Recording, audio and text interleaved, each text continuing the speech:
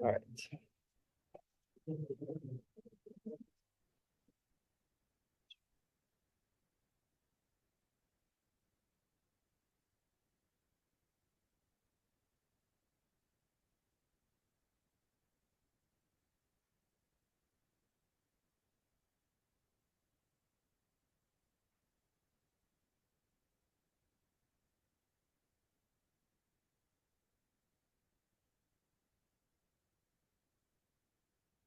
So we finished integrating factor, and then I mentioned that there's an easier method if we have a simpler equation. So integrating factor will always work, but suppose this p of t that's in front of the x happens to be a constant.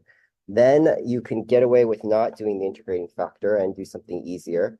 And so we could have done it with this one, although we did do the integrating factor with this, and we did integration by parts. Um, but this one would have, a simpler method would have worked, and we may be able to get to that one. But in general, like for instance, this one, the coefficient in front of the x is 1 over t, we will not have been able to do a simpler method. We would have had to done the integrating factor. So we have the ability to do all of these problems, but we're trying to do one that's simpler, do a method that's simpler. And in particular, the easiest version of this kind of equation is if you had just so again, this k, this is the k right here. This 5 right here is like a k. It's constant. I'll just say constant. So this is constant. And so we're able to do this simpler method. But this one's so easy that you can just look at it and tell by inspection that x equals 2 will make the left-hand side be 10, because the derivative of 2 is 0, and then you have 5 times 2 is equal to 10. So you can see just by inspection that that one's going to be so I'll just say that essentially if you had x is equal to 2, this would end up going to 0. And then you have 5 times 2, and then that'll end up working out. So you can do this just by looking, but what if you didn't want to just have to guess? So it turns out that if the right-hand side is a constant, like 10 is a constant, a good guess is that your solution is also going to be some constant. And the reason is because of what I just said.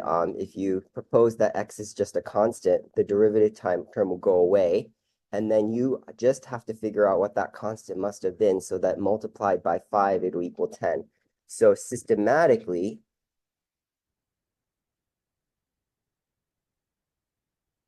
you might propose that, say, x is equal to some constant a. We don't know what that constant a is, but we're going to try to find what that constant a must have been. So what we're going to do is going to plug it into the differential equation. And we're going to force this to satisfy the differential equation. And if you plug it into the differential equation, you'll say, okay, I'm going to just plug in x is equal to a into this left-hand side. The derivative of a constant is equal to 0, plus it'll be 5 times a is equal to 10. And then we're saying that's equal to 10. And so what would have the constant a, what must have the constant a have been?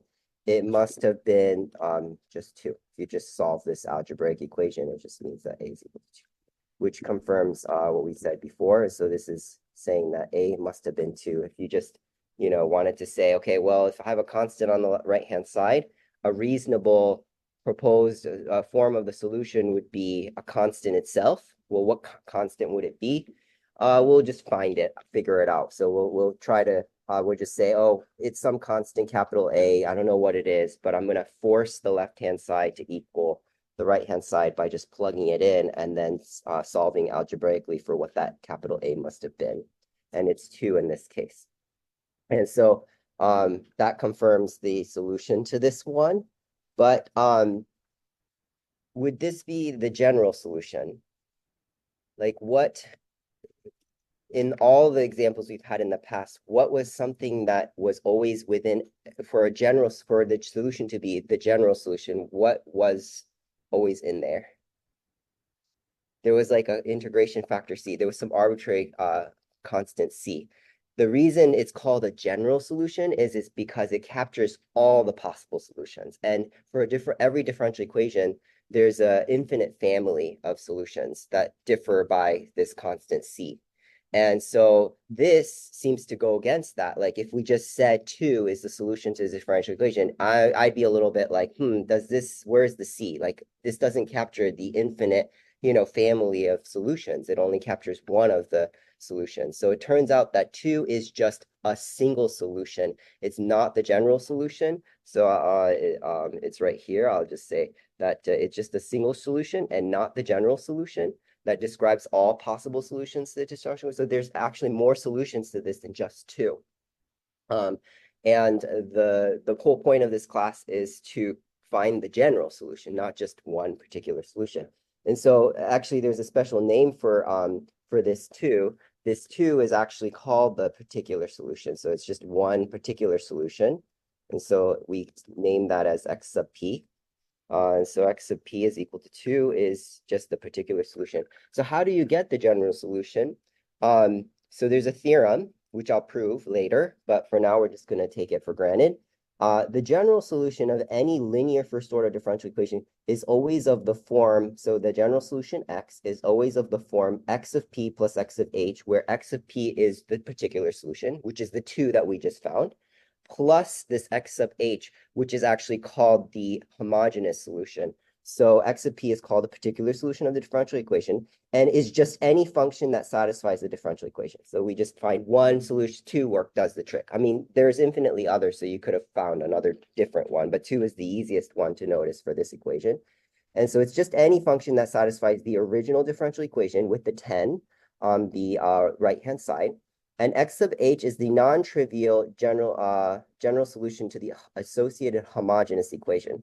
So the homogeneous equation, the associated homogeneous equation is the same differential equation. Is the same differential equation, but the right-hand side set to 0. So x sub h would have been the solution to, if you solve this differential equation, the same differential equation, but with a 0 on the right-hand side. And I'll prove later why this is going to be the right form for the full general solution. But let's just do what it's saying. So what is this so-called associated homogeneous solution? Homogeneous equation. Associated homogeneous equation is just the same equation that we had before, but with a 0 on the right-hand side. So I'll just write that. The associated homogeneous equation for this problem is plus 5x is equal to 0. So you see this 0 here? Is it? Yeah. So that's the associated homogeneous equation to this differential equation. And we're just going to solve this. The solution to this is our x sub h. This is, so anytime we have a 0 on the right-hand side, it's called a homogeneous equation. If you don't have a 0 on the right-hand side, it's called a non-homogeneous equation. And so they somehow decided to call 0 right-hand side as homogeneous. So this equation you could solve using the integrating factor method. But it might be easier to just do separation. So if you look at this, it's easy enough to notice that this separates, because if you move the 5x to the other side, it becomes negative 5x. And then you can divide both sides by x. So you get dx divided by x is equal to, and then multiply by dt. Then that separates. And so once it separates like that, you can just take the integral of both sides. It's just a review of separation of variables. Then you'll get the left-hand side is ln of the absolute value of x. is equal to, this side is negative 5t. And then there's a plus c on both sides. I'm just shoving to the right-hand side. And then we've done enough of these. So I'll just say, just take the exponential. Drop the absolute value and pull the e to the c out. So x is going to equal plus or minus e to the c, e to the negative 5t. And then we redefine this. So I'll just write it down here and just say the full. So x sub h, this is like, I used x, but in the end, this is labeled as the solution to the homogeneous equation, is equal to constant c e to the negative 5t. And what I did there was I just redefined this constant to be this, right? And so this is the homogeneous, this is the solution to the associated homogeneous equation. People also call this the homogeneous solution, or homogeneous solution.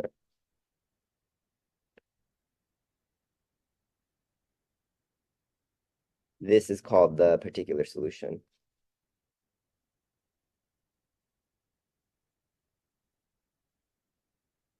So this theorem is saying that the full general solution, x sub t, will be built off of the particular solution plus the homogeneous solution. So it's going to be built off of adding these two together.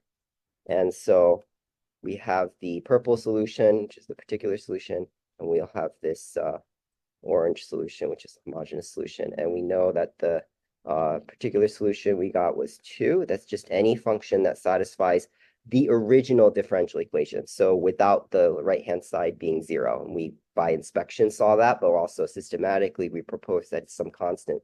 And we're going to figure out how to force that constant to satisfy the differential equation.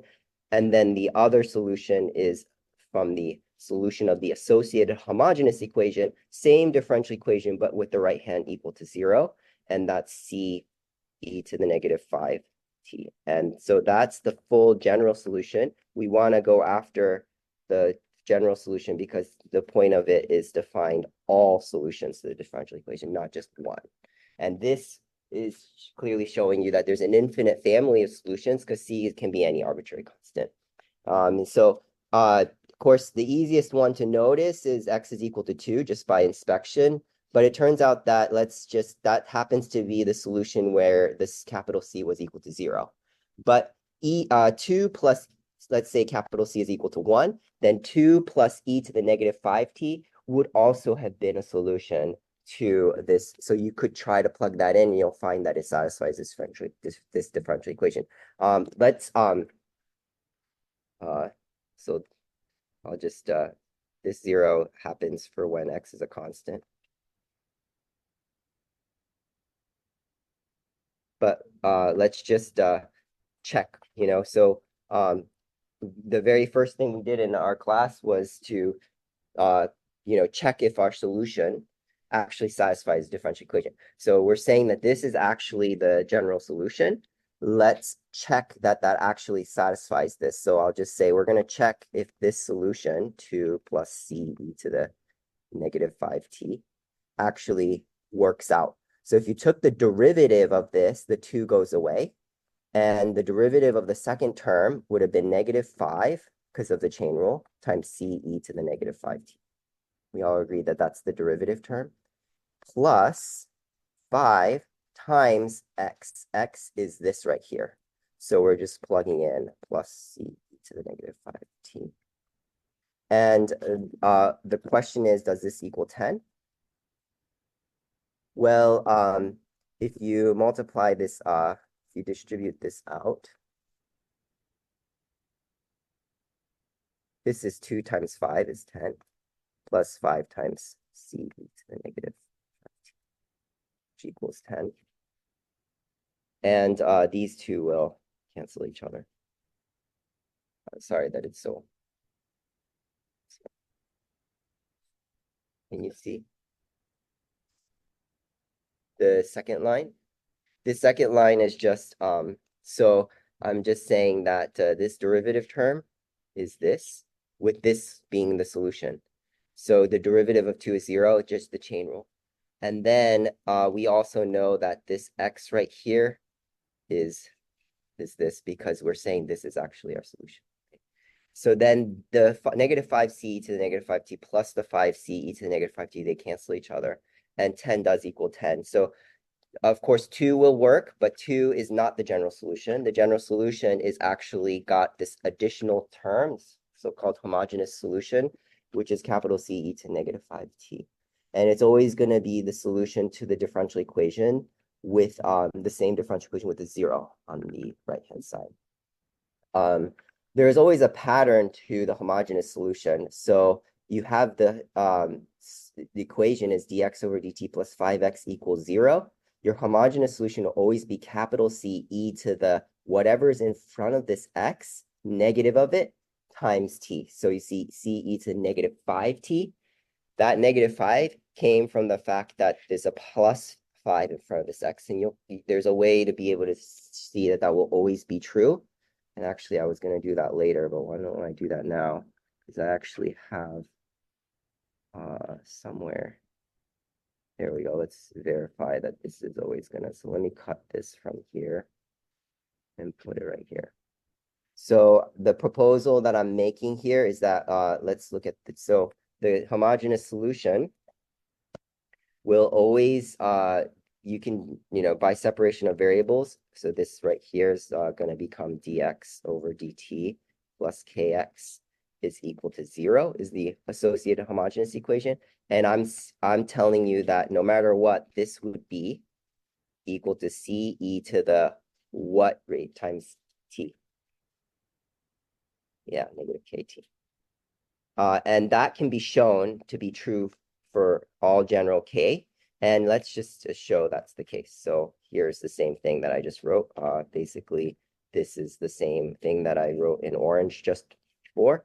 If you have dx over dt kx equals 0, the solution to this will always be C e to the negative kt. And we can quickly go through the process of showing that because it's a very simple calculation.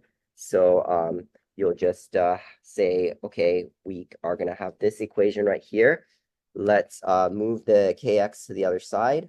So it's going to become dx over dt is equal to negative kx. Right?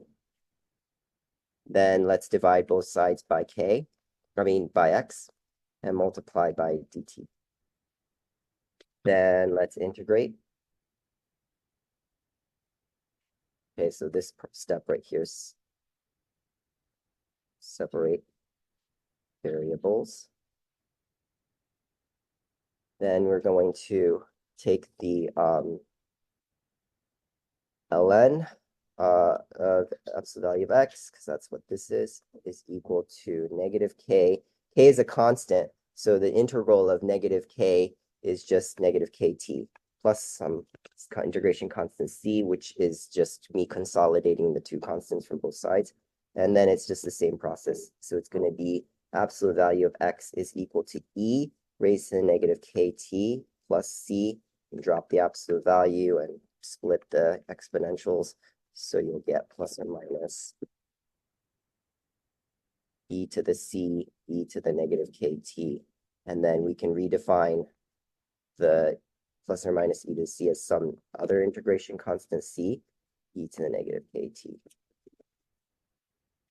And so all I did there was I just said that this right here, we can just say is another constant c. So we have the conclusion that I was trying to find is basically any equation of this form where k is some constant, the solution by separation of variables will always be C e to the negative of this k times t. And so we're gonna say that you can just you don't have to show this anymore. So because it just becomes a pain to keep always doing this. So I'll just say, can just write this.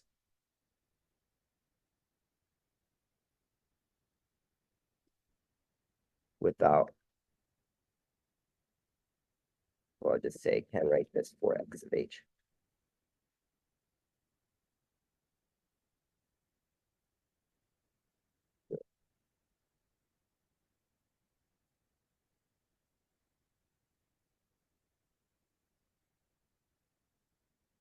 from now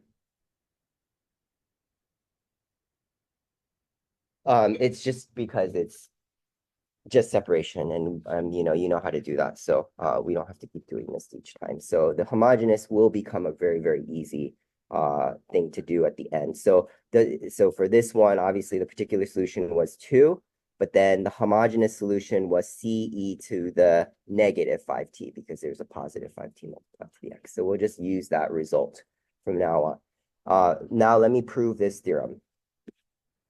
So to confirm the theorem is true, verify that x equals this particular plus the homogeneous does indeed solve. So this is a copy of the theorem, the linear first order differential equation of any of this form. So I'm doing it for general P of t and f of t. I know that right now we're in the section where I'm saying we're just looking at a simplified case where the P of t is equal to k, but I'm going to prove it for when P of t is not necessarily constant. It's not really that bad. That way you can be convinced that this is the right solution form for the particular solution. So we're saying the right form for the general solution of a differential equation of this form. So we're saying that the solution is a sum of x of p plus x of h.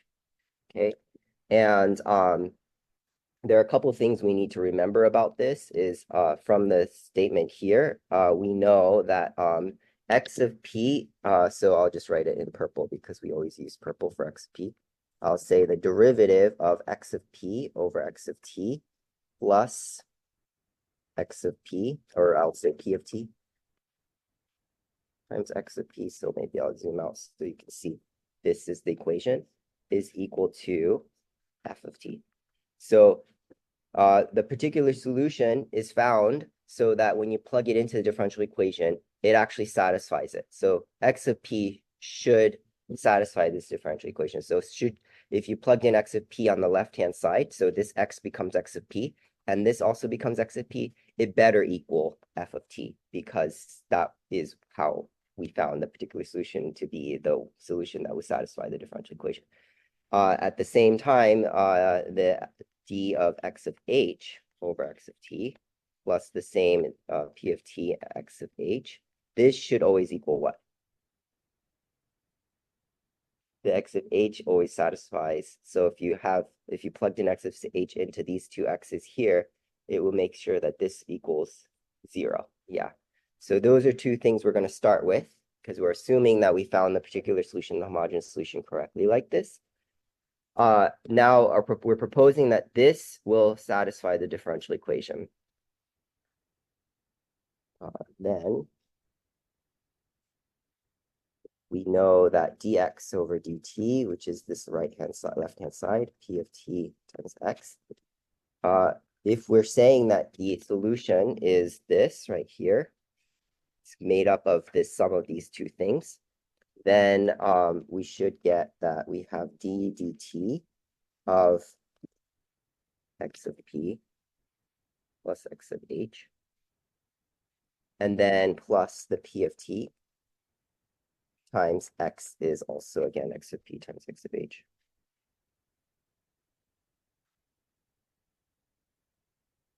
Okay, we're just doing the left-hand side. And I'm just going to make it clear that all that happened is this x and this x got plugged into those, right? And we're just saying that this should satisfy, so what do we want this to end up equaling in order for us to verify that this actually does solve this differential equation? You want this left-hand side, all of this work that we're doing, we want it to end up equaling in order for it to satisfy this differential equation.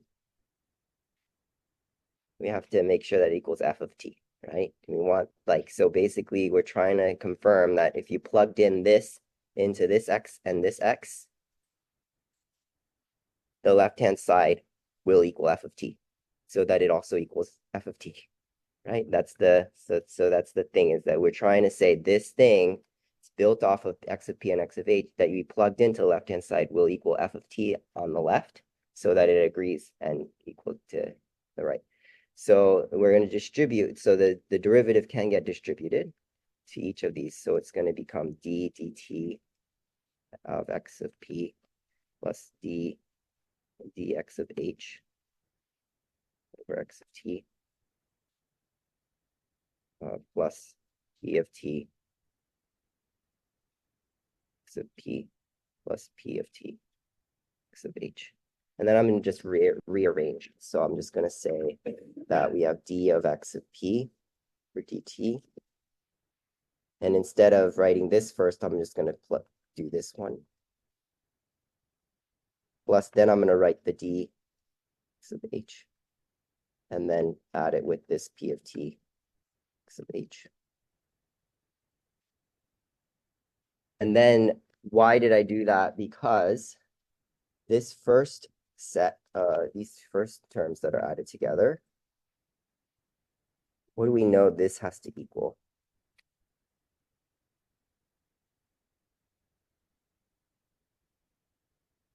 F of t. This is right here.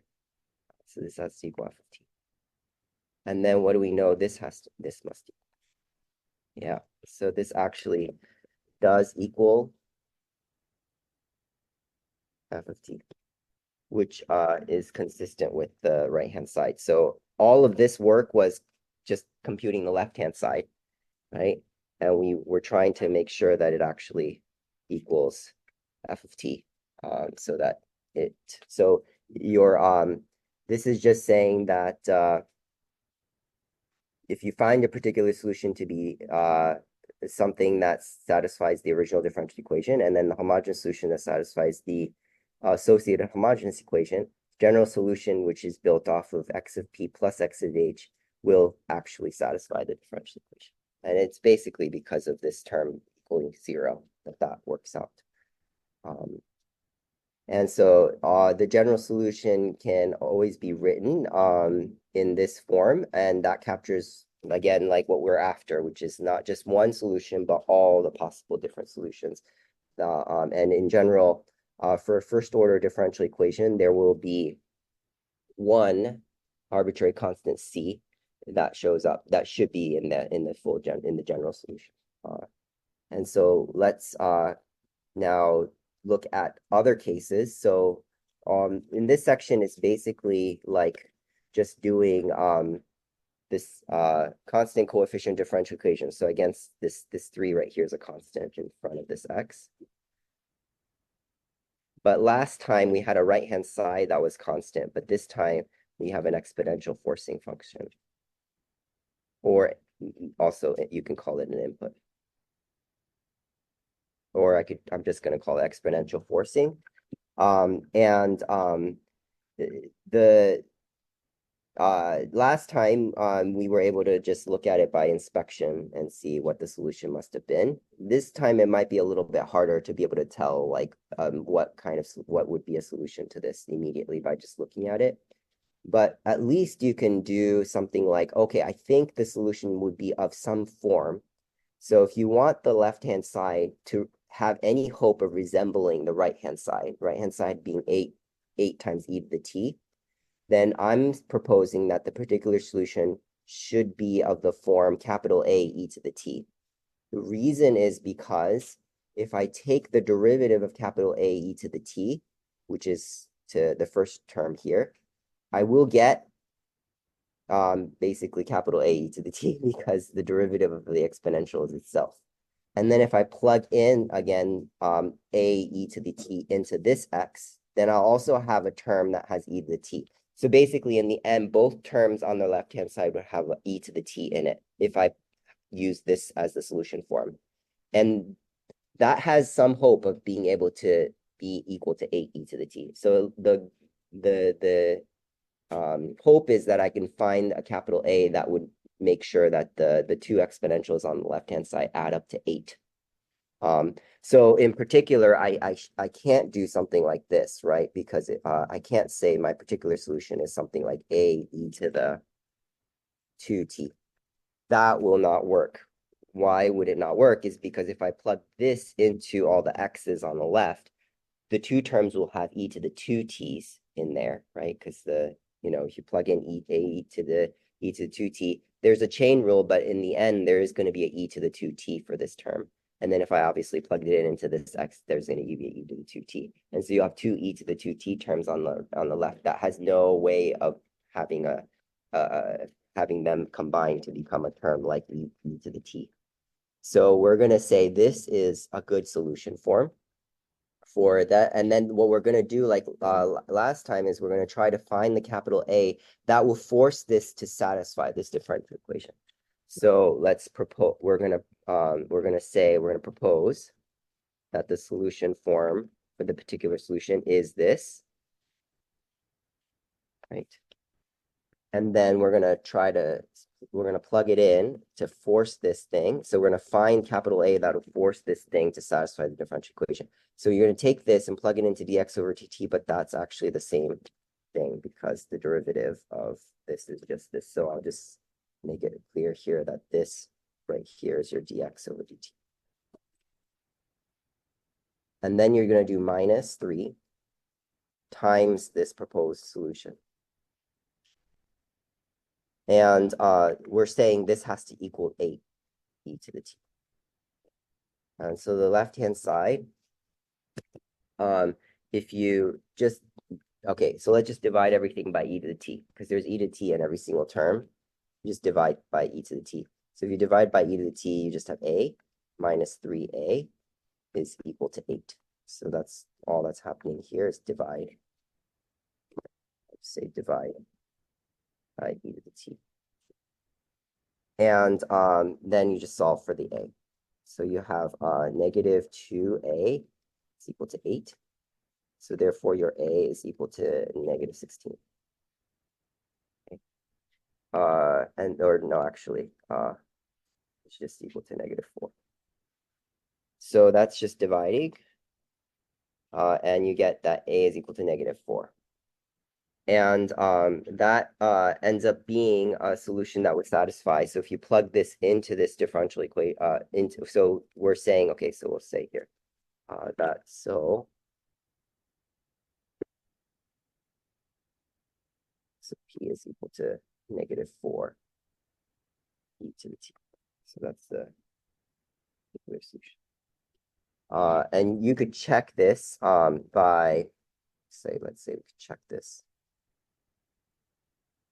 So we're saying this is going to satisfy this differential equation. If you took the derivative of this, we're going to check this x of p of negative 4 e to the t.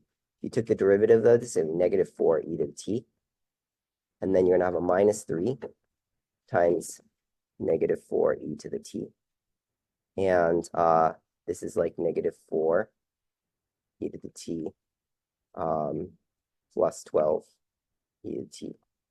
And this does equal 8 e to the t. So it works. So the general solution, but this is not the general solution. The general solution is going to be the particular solution. So it's always going to be built off of the particular solution plus the homogeneous solution. And so for us, the particular solution was what we just got.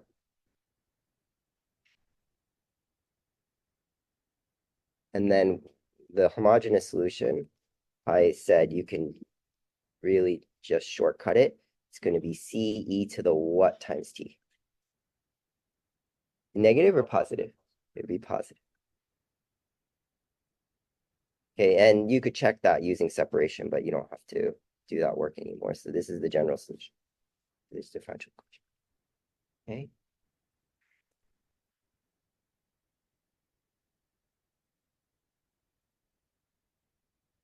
Does everybody feel good about? So the name of the game is, I mean, in general, the only one where it's going to be probably possible for you to be able to just find the particular solution by inspection might be just this constant one.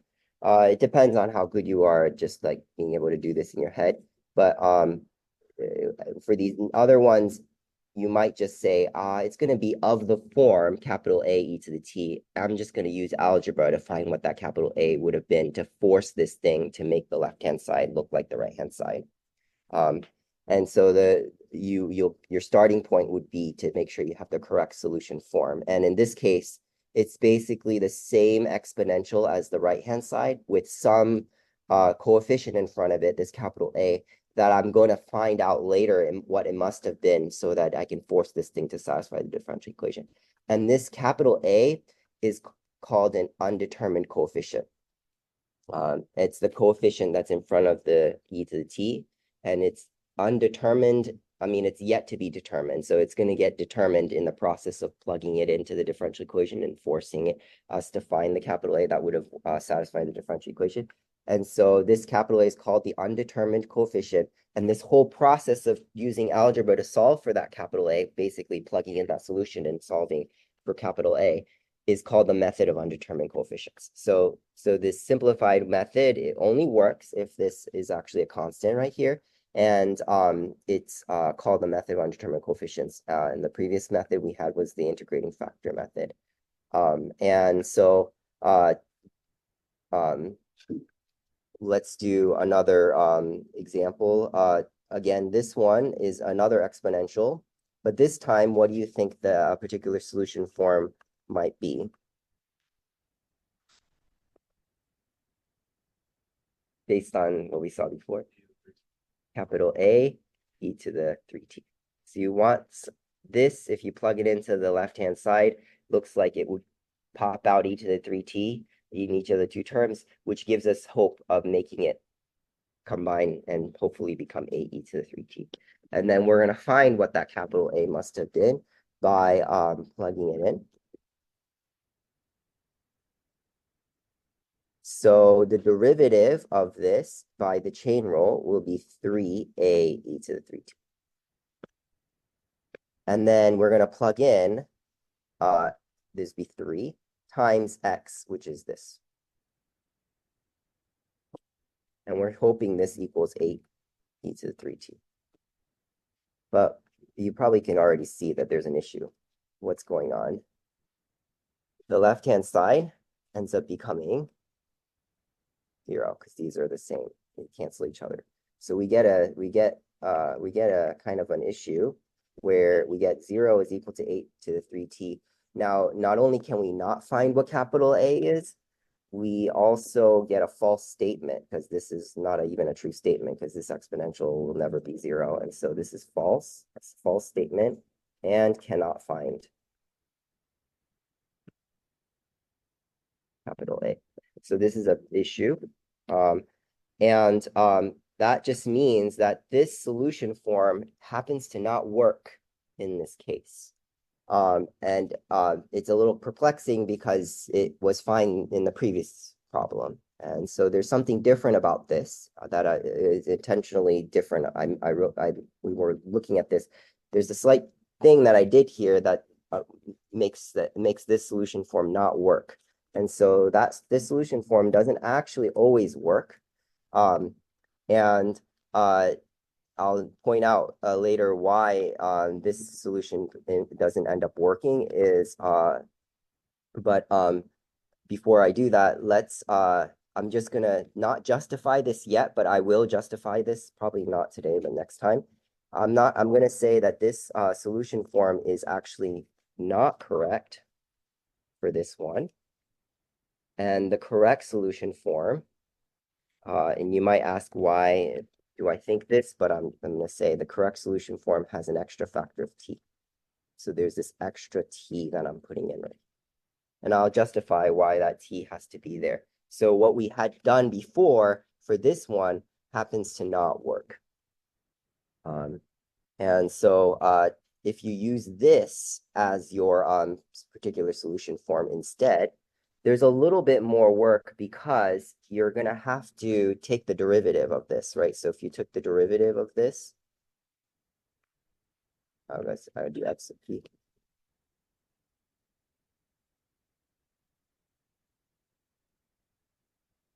Because I need to plug it into here.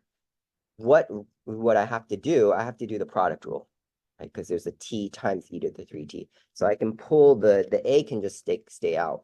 But then I have to do the product rule between these two. So the derivative of t is 1 times e to the 3t. Plus I copy the first times the derivative of the second, which is 3 e to the 3t. And so we can factor out, I guess we could factor out the e to the 3t as well. And so e to the 3t, and then it'll be 1 plus 3t. So there's just a little more work because I introduced this extra factor of t. So you have to take the product rule in order for you to plug it into here. So now let's plug it in. So again, the dx over dt is just this.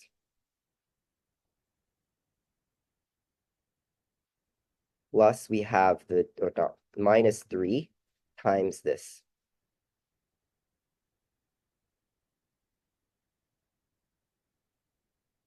Right? And this has to equal 8 e to the 3t. And what we could do immediately is we could just divide everything by e to the 3t because there's an e to the 3t multiplied to all this times e to the 3t multiplied to this and this. So you can just divide through by e to the 3t. And we'll end up with, and I'll just distribute this a. So it'll be a plus 3at. And then there's this minus 3at. And we're saying this has to equal 8 now that we've divided everything by e to the 3t. And that's really nice because these two go away. And we just have, therefore, that our capital A is equal to 8. So had we used this solution form with this extra factor of t, we don't get an issue. I mean, I would call this like a meltdown. We had like a little bit of a meltdown here. We got a false statement. We're not able to find the capital A. But just by introducing this introducing this little t here, it worked out, and we were able to get a capital A that will end up satisfying, that will end up forcing this solution to satisfy the differential equation. So the particular solution ends up becoming 8t e to the 3t. And you can, it's a little bit more work, but you can plug this into the left-hand side. You just have to do the product rule because this says t times e to the 3t. And you will be able to successfully see that this actually will satisfy this differential equation. And so there's one way of justifying why did I have to multiply by t? Well, because if I do that, it works. I mean, so it's kind of justification after the fact. Oh, I'm just, saying, just say that this is it. And so let's see if it works. And if it works, then it's good. But that's maybe not very satisfying. So we'll justify it using a more systematic way of actually showing that this must have been, without having to guess ahead of time, this must have been the correct solution form. But let's, for completion, write the full general solution. So what's the full general solution? It's going to be this particular solution plus the homogeneous solution. And what's the homogeneous solution for this? It's c e to the what times t? 3t. Okay.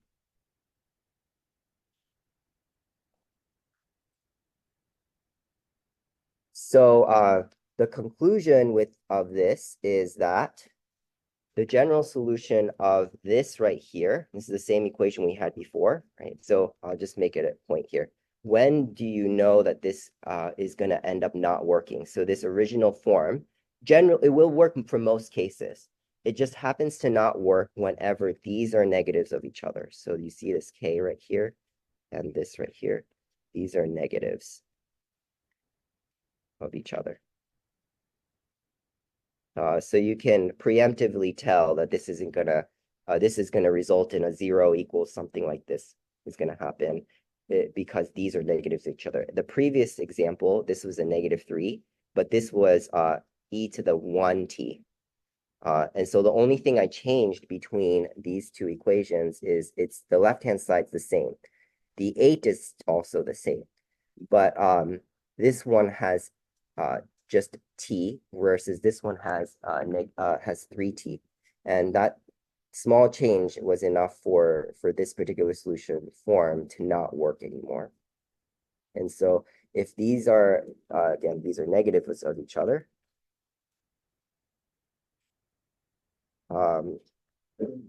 then we're going to have an issue. And you have to use this particular solution form where you have a t right here. Now, there's also another way to justify. Did you have a question? Yeah, so when you say negative each other, do you mean the coefficient of each other? Yeah. The coefficient on the x and the coefficient on the t is negatives of each other. So it's a -3 coefficient from the x, and this is a +3. If this was a +3, but then this was a -3, it would also have an issue. So we see the homogeneous solution is CE to the 3t. This is the homogeneous solution. This would have been the solution that would satisfy the same differential equation, but with a 0 on the right-hand side, right? The original solution that we proposed was AE to the 3t. So that's the issue, is the particular solution that we had originally proposed was essentially the homogeneous solution. And what's the particular solution have to do? Particular solution is the solution that satisfies not the homogeneous solution, satisfies the non-homogeneous solution. It's a solution that should satisfy the differential equation with the right-hand side just being this e to the 3t. But this one would satisfy it for when it's 0 on the right-hand side. And that's why we got this 0 here. And there was no hope of this actually going to satisfy the original differential equation. So remember, like, the particular solution for all of these was finding the solution that satisfies the original differential equation. Now, if your particular solution form resembles the same thing as your homogeneous solution, there's no hope that it'll satisfy the original differential equation because it satisfies the same equation with a 0 on the right-hand side. And this CE to the 3t is just saying any solution of the form CE to the 3t, where C is any number, is gonna satisfy this differential equation. We could try to find a capital A that forces this to satisfy this original differential equation, but it's impossible because this is already saying that CE to the 3t for any arbitrary C will not satisfy this equation with the 0 on the right-hand side, not this equation with a non-zero right-hand side. And so that's why there was no hope ahead of time. But I'll justify why this multiplication by t, it's not satisfying and just say it because it works. We'll justify it in the beginning of the next time, why there should be a t there. Okay, and I have office hours right now after class. I think it's next door in room 126, because there's a class coming in here.